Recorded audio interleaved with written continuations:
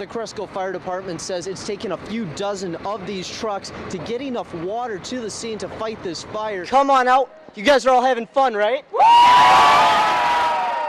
The relay goes on all night with a number of different events. Look to my right here, just an absolute mess. Crumpled metal, the roofs of these grain bins ripped off. New information now about that alleged pipe bomb that officials found in downtown Rochester. Let's go back out live to ABC 6's Dietrich Nissen. And Dietrich, what have you heard?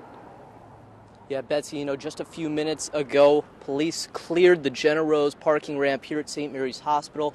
Inside of the trunk of this car, they found a 3-foot-long pipe with caps on both ends and a wick sticking out. Now, they had to use the jaws of life to pop the trunk open. They removed the device using a robot, and then a man in a suit picked up the device, put it inside. It may be years before Michael gets his chance to climb Mount Everest, but training on this rock wall is a start. It's not every day you get to see a house burned down on purpose.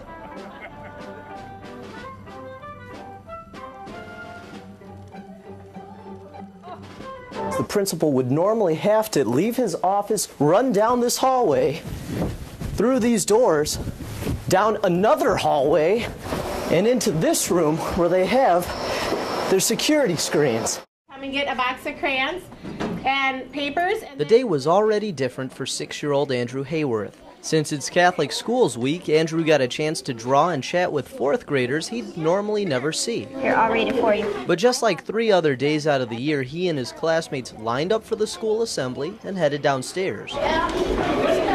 After everyone was seated, the student talent show began and several acts went on. Then the MC told everyone there was a big surprise. Sergeant First Class Rod Hayward. It had been 7 months since Andrew had seen his dad face to face.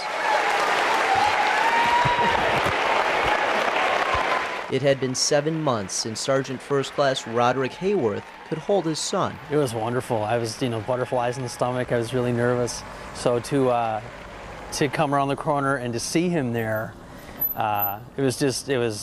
it's like an answer to a prayer. Hayworth just returned from deployment in Kuwait. Coming home is special anyways, but coming home for a child who's missing their parent is a very big deal for them. You know, we have Skype and we have the phone, and it's just not the same. When Hayworth knew he was coming home, his wife Chrissy helped organize the surprise for Andrew. Andrew says that Skype, he doesn't feel his daddy's hugs. So to be able to be with his daddy and hug him is just the most amazing thing.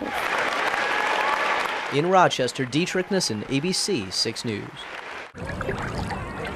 Even though I don't know him, it's like I had a hard time for some reason sleeping last night. Cody and his friend Randy were at Lake Cole Myers Beach Wednesday when they saw 2 other boys swimming around this dock. All I saw was him go out to the dock and then they were messing around. He dove off and his friend thought that he was just messing around, like gonna scare him, so he jumped in and he never came back up. The next thing they knew, the boy's friend was scrambling to shore, calling for help. They looked for 5 minutes and then the one friend came up to the shore freaking out on the phone with an operator. Later on Wednesday, emergency officials pulled the boy's body from the lake's bottom near this dock. Because there are no lifeguards here at Lake Coldmire, one parent we spoke with says after the drowning on Wednesday, he wanted to make sure to be here so that no one else drowns off that dock. Would you feel better if there were lifeguards out here? I would. We were shocked. I mean, we couldn't believe it. I mean, when that happens to somebody's child, I think the awareness has to go up.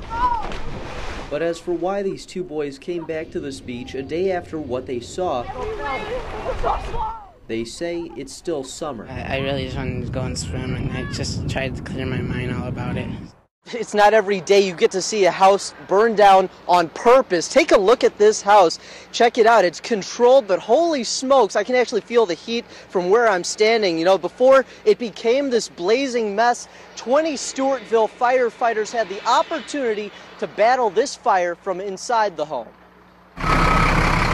The heat was so intense it actually melted the plastic visor on my shield. More than a year's gone by since Jared Jones and these firefighters have trained inside an actual home. There's no better experience. We do a lot of training in trailers, and a variety of exercises, but nothing compares to a real life type scenario where we're in an actual house. It's a little bit nerve-wracking at times, but it's good practice for us to do it. Despite having 8 years under her belt, Lisa Jelinek says going in means risking your life. Going in that first time with the air pack on is kind of scary, but each time gets a little bit easier and easier. 3-person teams start their training with a fire on the second floor. As flames burst through a shattered window, hoses are prepped and readied, right for fight, left for life, while those outside monitor heat sensors. When that green X points on something, it's going to indicate how hot that fire is. I feel very good about it. The more often the members of the department are able to do exercises like this, the better prepared we are when it comes to an actual event.